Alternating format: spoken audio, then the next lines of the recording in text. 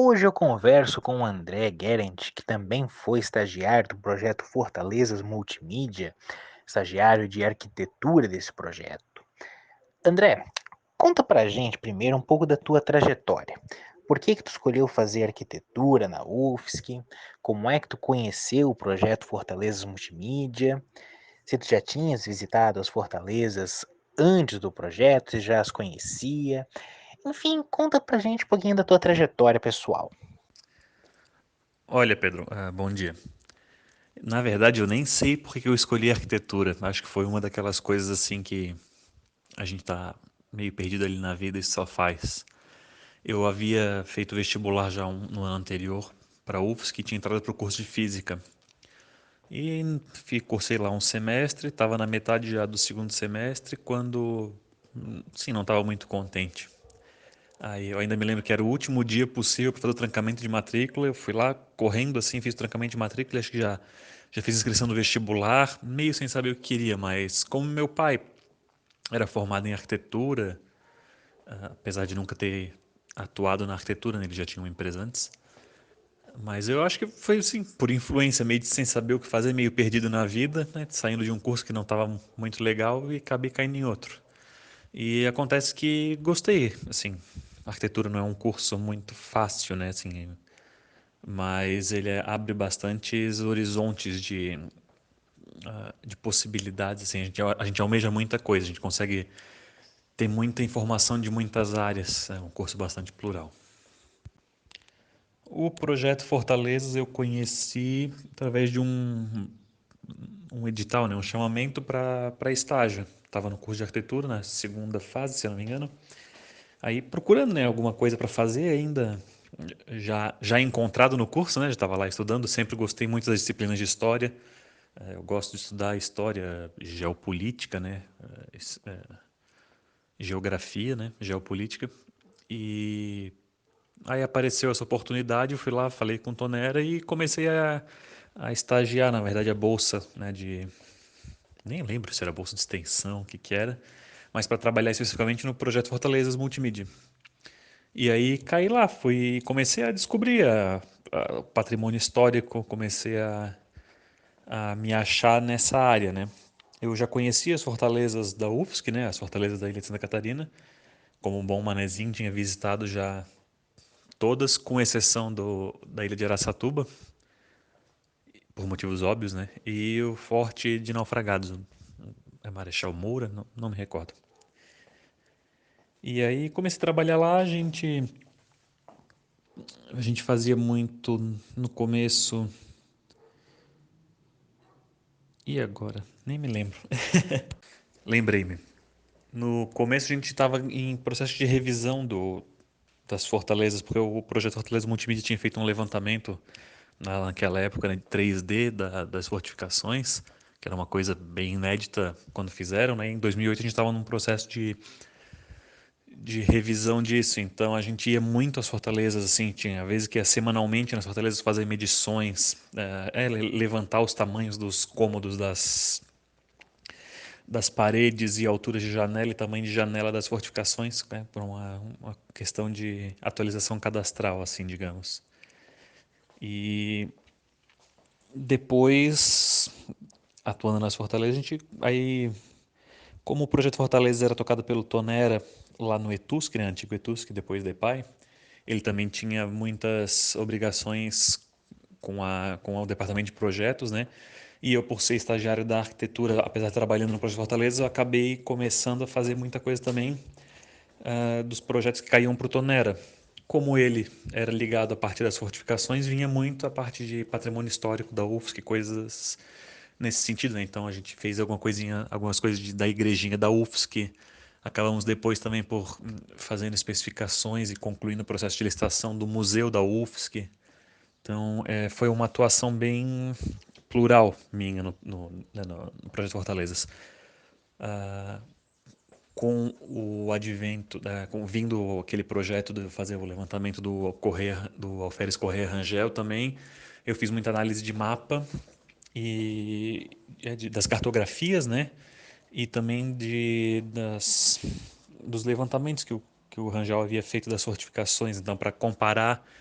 os mapas produzidos por eles à época e as gravuras feitas por eles das fortificações à época também para comparar com o que a gente tinha hoje, né, na atualidade, assim, a parte geográfica dos mapas, né, as toponímias e proporções e tudo mais, e para fazer a comparação da evolução das fortificações também. O que é interessante é que tem um mapa da Ilha de Santa Catarina bem grande no levantamento do Rangel, e ele é extremamente preciso, assim, a gente comparando hoje com imagens de satélite, é, as proporções e os desenhos do litoral da Ilha de Santa Catarina são bem precisos, é uma coisa bacana de ver.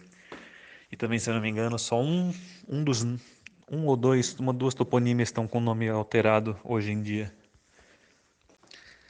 E com essas várias frentes que a gente tinha, né, eu também de analisar a documentação, analisar essas imagens, atuando além da área, digamos, construtiva na arquitetura. Eu não sei, é uma visão talvez um pouco deturpada, mas é uma imagem que eu tenho que como faltava na UFSC à época um departamento específico para as fortificações, né, para o patrimônio histórico. Não que o Tonelli não fizesse um bom trabalho, né? Mas como eu disse, ele tinha envolvimento também em outros projetos da universidade, de edifícios da universidade, de coisas assim, não necessariamente relacionadas ao patrimônio. Às vezes eu tinha a impressão que faltava interesse, né, institucional para cuidar, para tocar as fortalezas. Tinha um pouco de engessamento assim também, né? Não querendo apontar dedos, né? Mas é uma coisa que eu vi assim, que às vezes as fortalezas ficavam muito esquecidas pela administração central.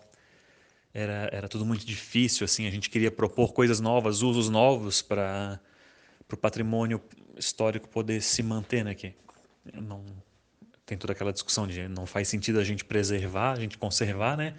E não devolver ao uso, ou seja, ter a fortaleza lá bonitinha só por estar bonitinha, por fazer o muro dela ser preservado por mais 100 anos, mas se não é para as pessoas usarem, não tem o porquê e também acaba não sendo economicamente viável, né?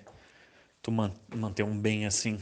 Então eu lembro que eu acabava discutindo assim um pouco com os colegas que o projeto lá, o projeto Fortaleza, acho que era tocado pelo Joy na época, ficava meio à sombra das outras coisas lá do grupo de estudos açorianos, coisa assim. Então os funcionários da UFSC não tinham muita condição e nem apoio talvez para tocar coisas novas, e a gente sempre tentava vamos propor um evento, vamos propor, sei lá, o aluguel da fortificação para fazer alguma coisa lá, para gerar uma renda. E a gente encontrava muita barreira, assim, em legislação, sei lá, às vezes em normativas e às vezes até vontade. Muito interessante, André, essa experiência que tu traz, essa visão que tu tinha.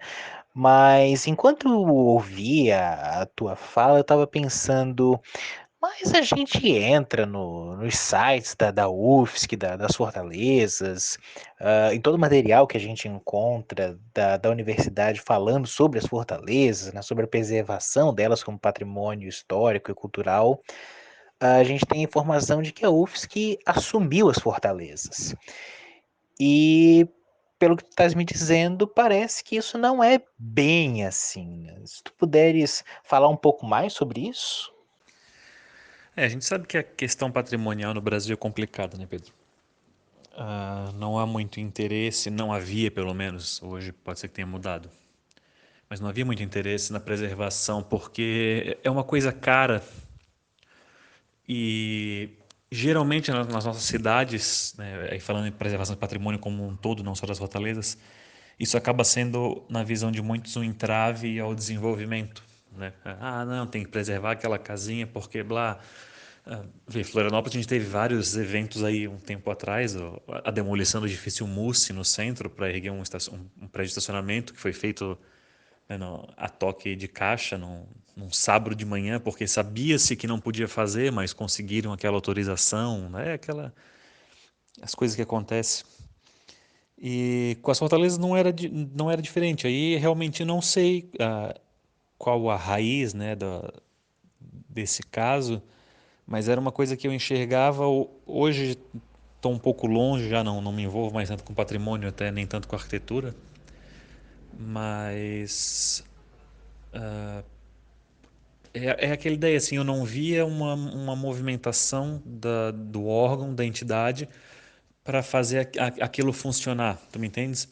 Eu sei que ficou muitos anos sem verbas, por exemplo, as fortalezas foram restauradas na década de 80 com verbas da Fundação Banco do Brasil e tal, e logo depois a UFSC assumiu a manutenção, né, que é a UFSC como mantenedora das fortalezas.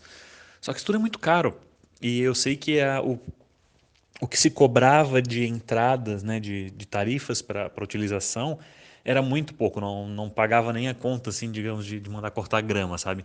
Então a universidade ainda tinha que botar dinheiro em cima de uma verba que a gente já sabe que no Brasil inexiste, né? Assim, quer dizer, é muito dinheiro, né? O orçamento da UFSC é muito grande, mas para tudo que tem que ser feito a gente sabe que é pouco. Então é isso, não. E aí eu acho que tinha essa visão um pouco engessada que o IFAM tinha uns anos atrás, assim, a questão de discussão de patrimônio no Brasil mesmo, sabe? De não poder fazer nada. Ah, não se pode fazer isso porque pode destruir. Eu discutia muito lá em Atomirim que as pessoas gostam de subir na amurada para bater foto da vista, isso é fato. E eu sei que tinha gente dentro da administração lá das fortalezas que tinha ojeriza isso, que falava, não pode subir porque vai descolar a pedrinha do muro. Sabe, como se descolar a pedrinha da murada fosse uma coisa muito séria, como se fosse uma agressão ao patrimônio, né? É nessa visão antiga de proteger, de preservar por preservar, sabe? Daquela coisa, não, foi feito com cal e areia, tem que ser cal e areia para sempre, mesmo que hoje tenha um material melhor. Eu via um pouco desse engessamento cara, não funciona, né? A gente sabe que para continuar no mundo hoje é preciso de três coisas, né? Dinheiro, dinheiro e mais dinheiro. Isso é um fato. E eu não via a gestão sendo capaz de gerar isso, né? A parte que fazia a gestão do uso das fortificações. Não, eles não eram capazes, seja, sei lá, por desconhecimento ou até por falta de tempo, né? Como a gente falou, é tudo muito uma coisa em cima da outra, né? As fortalezas ficaram ali e ninguém sei lá, acho que não teve reitor que se manifestou dizendo que não, vamos bancar isso e vamos fazer funcionar. Então acho que tem um pouco de abandono nessa parte de não haver um investimento público para que haja um desenvolvimento daquele bem, né, para que aquele bem possa se autogerir. Poxa, a gente gosta muito, o brasileiro gosta muito de usar exemplo outros países, né? Mas, cara, tu vai na Europa, tu paga para ir em qualquer lugar. A entrada no Museu do Louvre é cara. Para subir na Torre Eiffel é caro. Sabe, para entrar no Arco do Triunfo não é barato, assim. Eu dou esse exemplo porque eu tive lá, né? Então eu posso falar, poxa, tu vai a Portugal é um pouco mais livre, né? Mais barato, assim, eles não têm, acho que é um pouco mais não brasileiro, assim, mas, cara, pô, para entrar lá no forte eu visitei alguns fortes em Portugal, pô, muitos deles são de entrada gratuita, né? Porque às vezes são em comunas, cidades muito pequenas, então não teria uma visitação, assim, que seja muito né, que teria uma visitação que gerasse uma renda muito grande. Mas, poxa, tu vais a Óbidos e paga para entrar e lá dentro é uma cidade, assim, né? Uma cidade com vida, mas, pô, ela tem estacionamento na rua, o estacionamento é pago e tem entrada, tem venda de coisa lá dentro, sabe? Há uma vida inteira dentro de uma cidade medieval e as pessoas estão usando e não tem essa de preservar. Tá lá, tá preservado porque está em uso, né? Eles preservam usando, eles preservam porque aquilo ainda vive no meio da cidade, né? Na vida das pessoas. Acho que se eu tivesse que resumir isso, assim, uma visão bem superficial eu nunca me envolvi muito com a gestão, né? Então, pode ser que tenha outras dificuldades que a gente desconheça e já faz muito tempo que eu não estou lá. Mas acho que é um desinteresse institucional, não sei aí se provocado ou só por desinteresse mesmo, né? Ficou relegado. E aí uma incapacidade até de mão de obra, né? De ter gente para fazer das pessoas que tocavam o projeto. E às vezes nem culpa delas, né? Mas é isso, acho que é só um desinteresse. E esse desinteresse a gente sabe que, sei lá, leva a várias outras coisas, como perda de sensação de propriedade, né? De pertencimento, perda da noção de cultura mesmo, né, de sentido daquele espaço, de o porquê daquilo existir. E é uma coisa leva a outra, fica abandonado, se degrada e assim vai. Eu me recordo certa vez um colega meu, ainda da época da física, ele também depois trocou de curso para química, eles estavam tentando viabilizar um congresso internacional aqui no Brasil e queriam que fosse em Florianópolis. E eles estavam interessados em fazer a cerimônia de abertura ou finalização, um jantar, né, uma coisa assim, na fortaleza de Inhatomirim. E eu estava no projeto ainda, falei, vamos tentar ver isso, né? Começamos a conversar e eu lembro que foi, cara, hilário, mas não conseguiram fazer porque havia um edital, à época, não sei como é que isso funciona hoje ainda, mas por questões de burocracia, de legislação e normas, na minha visão, mal feitas, né? Eles não iam conseguir, porque para usar aquele espaço, eles teriam que ter entrado numa licitação no começo do ano, assim, sabe? Ou final do ano passado. Eu sei que era com uma anterioridade ridícula, absurda. Quase imprevisível, porque né, o mundo é muito dinâmico, não dá pra gente ficar trancado nessas coisas de, não, tem que aprovar hoje em agosto o que tu vai fazer no final do ano que vem, sabe? Essas coisas de lei de licitação e orçamento. Cara, eu sei que queria se fazer, tinha-se a verba e não deu porque, sabe, por uma bobice, assim, uma idiotice de, cara, prazo de edital. Isso era no meio do ano, assim, junho, julho, eles queriam fazer em outubro, porque aconteceu de ter essa oportunidade de fazer, então era uma coisa rápida, assim, não era uma coisa que dava de planejar, sei lá, agora em agosto desse ano, para planejar, para talvez conseguir fazer em, sabe, em dezembro do ano que vem. E eu sei que não aconteceu.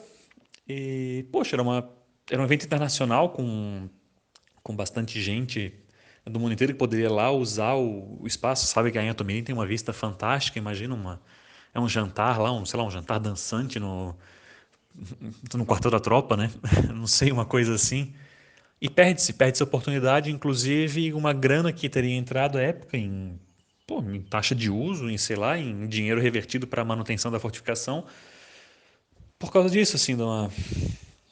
Aí nesse caso não necessariamente não era uma vontade de quem estava, né? Mas é uma, por falta de melhor palavra, uma burrice legislativa. Então, ao mesmo tempo que foi bom para as fortalezas, não estou dizendo que não foi bom, foi muito bom a UFSC ter assumido, porque na verdade fazia um milagre até. Né? Com toda essa falta de interesse, com essa falta de verba que tinha, quem trabalhava, né? Quem trabalha lá faz milagre em preservar aquilo. Mas é isso, tipo, não sei a que mãos teria sido entregue a fortificação, mas eu sei que o IFAM nunca deu muita bola, assim, sabe? Eu me lembro do pessoal reclamando que certa vez a gente recebeu uma notificação do IFAM porque que absurdo que as janelas da ilha de Inhatomirim, lá do quartel da tropa, estão caindo, não estão pintadas. E, poxa, fazia 20 anos que o IFAM não dava um oi, fazia 20 anos que o IFAM não repassava uma verba, não fazia um projeto, e eles vieram assim, como se fossem donos da verdade do mundo, né? Sem conhecer a realidade local, né? A realidade brasileira. Então, é isso, tipo, a UFSC, na verdade, fez muito bem. Conseguiu manter com muita garra, né? Tem que dar esse crédito mesmo pro Poctonera, pro Joy, para todo mundo que trabalhou lá, o pessoal da manutenção, o pessoal do barco, assim, que a gente sabe que com pouca grana, com pouca motivação, ainda assim conseguiam manter a coisa em pé, né? Então, eu fico com minhas dúvidas se foi bom ou se foi ruim a universidade ter assumido aquilo. Porque, não sei, uma parceria público-privada, talvez, sei lá, licita, né? Não estamos falando em privatização, mas faz uma concessão, 20 anos, iniciativa privada, não sei, movimentar o mundo precisa de dinheiro, né? O mundo precisa ser girado. Eu me lembro que antigamente em Adomirim tinha um restaurante, eu até nem sei que fim levou aquilo e o porquê que não foi para frente. Mas eu posso imaginar que é falta de condução, né? Falta de como as pessoas de as pessoas terem como ir para a ilha e provavelmente alguma chatice de legislação de patrimônio, sabe? Conhecendo um pouco, eu imagino que tenha sido isso. Mas é isso, tinha lá um projeto também do governo do estado de fazer a Casa Rádio e Telégrafo como albergue, né, como hotel assim de passagem para estudantes. Também não foi muito para frente, acho que por desinteresse à época do governo do estado, mas tiveram alguns projetos assim incipientes que não sei por que não deram certo. A ideia de usar a Fortaleza de Itomirim como base de apoio científico, né, de talvez como um hotel, como um albergado para pesquisador poder ir na ilha do Arvoredo ou estudar os botos ou coisa assim. Eu sei que também teve algo do gênero, também morreu pelo caminho. Aí não tenho propriedade para falar, é coisa mais antiga do que eu até. André, tudo isso que tu estás falando é muito interessante, porque tem muito a ver com a questão de como que a universidade utiliza as fortalezas, né?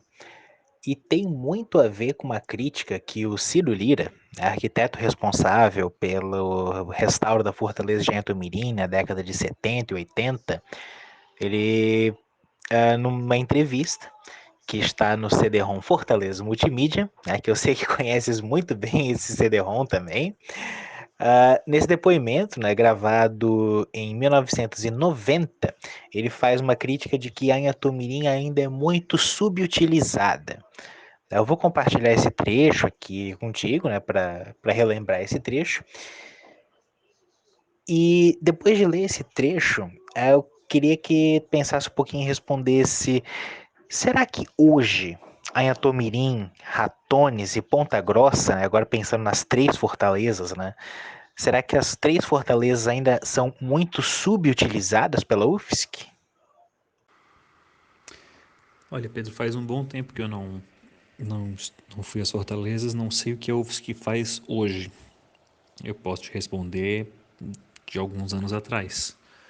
Eu não diria que ela é subutilizada, eu diria que ela não é utilizada.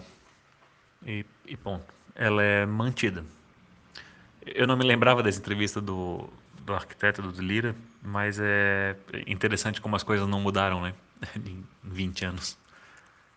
É, acho que se. É por aí.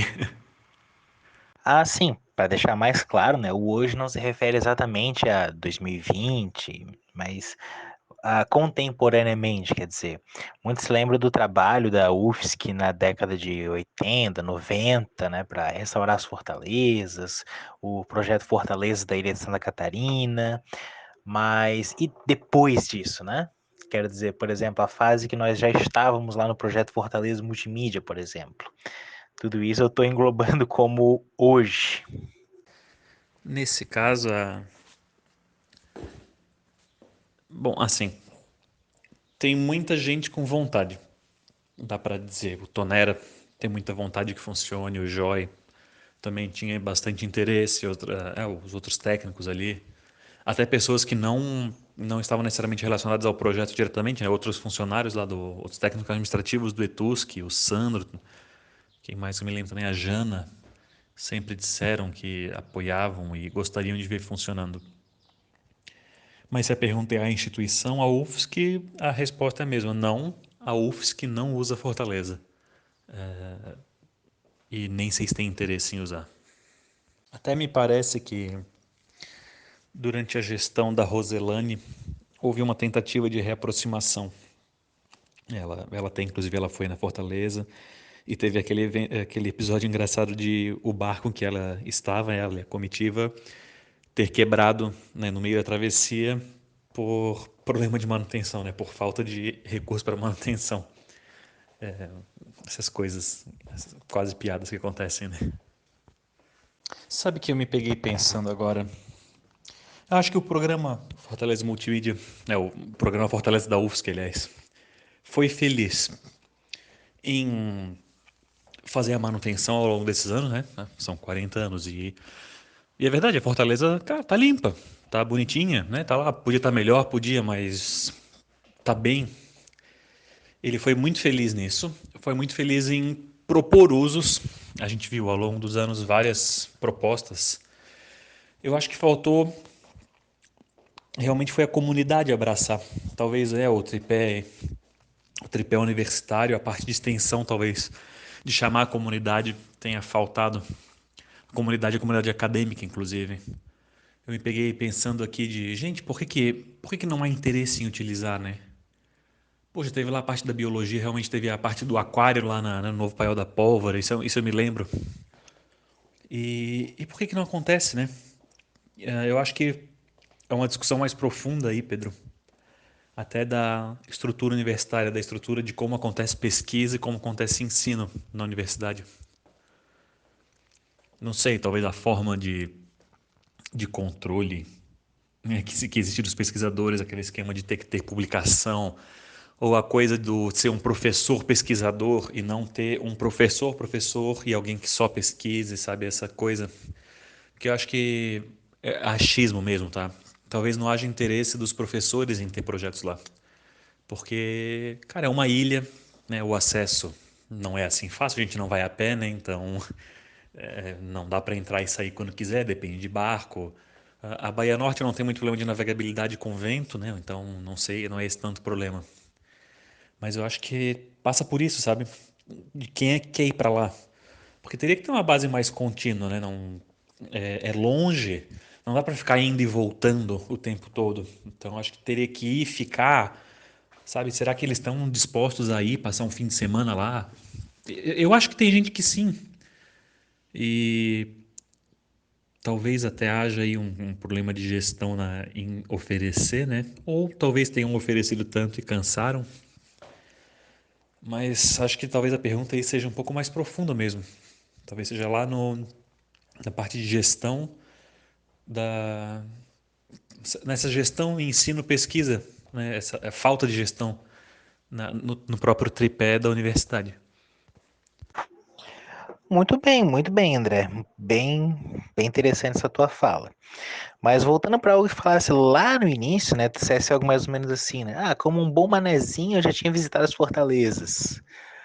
E aí eu fico pensando, né? E os nossos manezinhos, né? E as comunidades aqui de Florianópolis? Como que tu vês a relação das comunidades de Florianópolis com as fortalezas?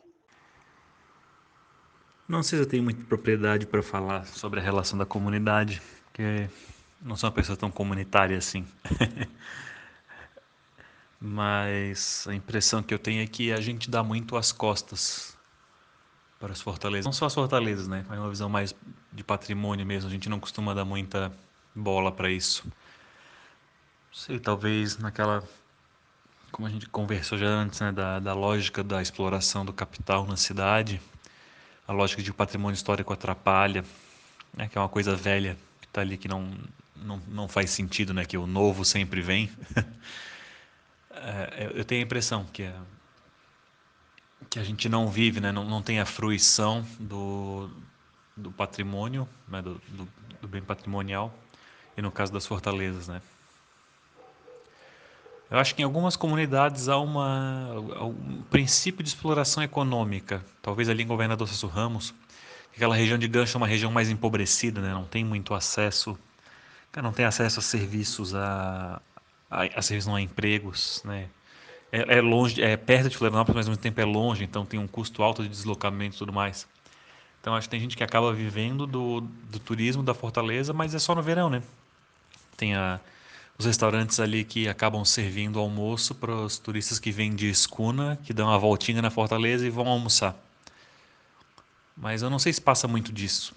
Não há um, não há um abraço, né? Não há uma adoção da comunidade que circunda as fortificações a elas. O mais, acho que a única que tem ainda, assim, talvez um pouco mais, é a da ponta, né, da Praia do Forte, da Ponta Grossa, que não sei se ainda tem, né? As rendeiras de birro que iam lá e ficavam fazendo birro. Mas, pois, são senhoras que moram ali ao redor e, sei lá, ainda é pequeno, sabe? A última vez que eu tive lá, inclusive, eu passei ao redor da Fortaleza, ela estava fechada, estava tendo alguma obra de restauro, estava tendo alguma intervenção nela. Não sei bem o que era. Ao longo aqui da nossa conversa, né, a gente falou sobre a preservação do patrimônio, sobre diferentes perspectivas de preservação, né, uso, as propostas de uso. E tendo sido estagiário do projeto Fortaleza Multimídia, como que tu vê que esse projeto poderia contribuir para uma outra gestão das fortalezas hoje? Quer dizer, na contemporaneidade. Ou colocando de uma outra maneira, né, a gente vê que a relação da preservação das fortalezas, a manutenção desses espaços, né, com a pesquisa, né, com o ensino, né, dentro da própria universidade, essa relação ou não existe ou ela não funciona muito bem, né? E tendo participado do projeto Fortaleza Multimídia, como que tu vê que esse projeto poderia contribuir para uma outra situação das fortalezas dentro da universidade? Eu não sei se o projeto Fortalezas teria como fazer algo mais de verdade. É quase como dar murro em ponta de faca, sabe? Mas o caminho é propor uso. Para mim, a minha visão sempre foi essa, sabe? Propor usos e necessariamente facilidade de acesso às fortalezas, pelo menos as que são em ilha, né? A Atomirim, por exemplo, a gente fala muito em Atomirim porque é a maior, né? A mais imponente. Mas eu acho que o caminho passaria por um projeto de extensão novo, sabe? Que leve alunos, que leve os professores, pesquisadores a utilizar a fortaleza, a, a ter mais gente circulando por lá. Porque se não houver um uso constante, não vai para frente, sabe? Não vai funcionar mesmo. Muito bom, André, muito bom. E para a gente se encaminhar aqui para um encerramento, né? Pelo menos hoje, né? A gente pode continuar essa conversa em outro dia, em outros momentos, enfim. Qual a influência que tu vê que ter participado do projeto Fortaleza Multimídia teve na tua trajetória acadêmica, na tua graduação? Ah, sem dúvida que foi marco. Eu na graduação de arquitetura é uma graduação muito plural, né? Então a gente tem muitas disciplinas de projeto, menos de urbanismo, mas tem bastantes também. E aí tem toda a parte de tecnologia e a parte de história e sociologia, né? A arquitetura eu não lembro qual é a classificação, é ciência social aplicada, se eu não me engano. Então, assim, eu nunca fui uma pessoa do projeto. Aliás, eu odeio projetar. Nunca gostei das disciplinas e tal. E ao entrar no projeto Fortalezas, né, projeto Fortaleza da UFS, projeto Fortaleza Multimídia, eu me deparei com uma coisa que eu gostava muito, que é história. Gosto muito de estudar história. Eu falei lá no começo, né, geografia também. E a gente tem estudado a importância das fortalezas da ilha e da ilha de Santa Catarina no contexto da geopolítica mundial à época, né, da navegação Atlântico Sul e tal, como metade do caminho como entreposto entre a Bacia da Prata e Rio de Janeiro e tudo mais. Toda essa importância estratégica do local, né, que a ilha de Santa Catarina tinha, me fez gostar mais ainda de estudar isso, né, de estudar a parte de história e geografia. E me levou a me dedicar mais ao restauro, na verdade, assim. Então, eu trabalhei mais com arquitetura depois de formado, não restauro, na verdade, porque isso é patrimônio histórico, né? Eu não cheguei a trabalhar com patrimônio, mas com as patologias, manifestações patológicas em edificações. E coisa que eu aprendi muito, praticamente tudo na Fortaleza, né? E depois na minha disciplina de restauro que eu fiz na faculdade de arquitetura, que era uma disciplina optativa, quase ninguém faz, e eu fiz porque eu gostava, né? Então, com certeza influenciou na minha graduação a me levar a me direcionar mais para essa área, né? Do estudo do patrimônio histórico, do estudo da história da evolução histórica, né? Das cidades, evolução das edificações e né, trabalhando com as manifestações patológicas, com os problemas construtivos das edificações. E por incrível que pareça, me fez ter que estudar matemática e geometria que eu já não estudava há um tempo, porque olha, as paredes são tortas, viu? Para tu fazer medição em edificação histórica, né? Quer dizer, não precisa ser histórica, né? No Brasil a gente não constrói tudo tão bem assim. Mas olha, a gente precisa um pouquinho de geometria, hein? Para fazer as medidas e desenhar os triângulos e os ângulos e tudo mais, para poder, a diagonal da sala para descobrir que a parede é torta e o quanto ela é torta. E, André, deixa eu te perguntar uma outra coisa. Afinal, a minha pesquisa é uma pesquisa histórica sobre o patrimônio voltada para a educação. E me interessa muito a questão da educação nas fortalezas, né? Especialmente aí a educação patrimonial, enfim, o ensino de história com as fortalezas. E como é que tu enxergas essa questão das fortalezas com a UFSC hoje, né? As visitas, especialmente as visitas guiadas, as visitas com as turmas escolares. Se pudesse falar um pouco sobre isso? Olha, eu nunca participei de uma visita guiada na Fortaleza, não que eu me lembre. Então não poderia dizer que eu acho disso. Mas eu posso dizer o que eu pensaria, né? Tipo, que se ocorresse, que é importante, porque não adianta nada tu ir lá sem ter um contexto, né? Teria que haver para isso, né? Para que houvesse uma visita sem ser guiada, teria que haver um investimento grande em comunicação visual, né? Em banners, em placas e tudo mais, que hoje tem muito pouco lá na Fortaleza. Ou até em tecnologias novas de, quem sabe, realidade virtual, né? Pensando um pouco mais longe. Ou uma visita guiada através do smartphone. Hoje todo mundo tem um smartphone, né? Poderia se colocar lá, sei lá, uns QR codes, uma coisa assim, e gerar uma visão tridimensional do que seria o local antes, sabe? Tem umas ideias assim que daria para fazer, sabe? Que seria interessante, com guias em línguas, né? Não sei, acho que é isso que eu teria só para comentar, né?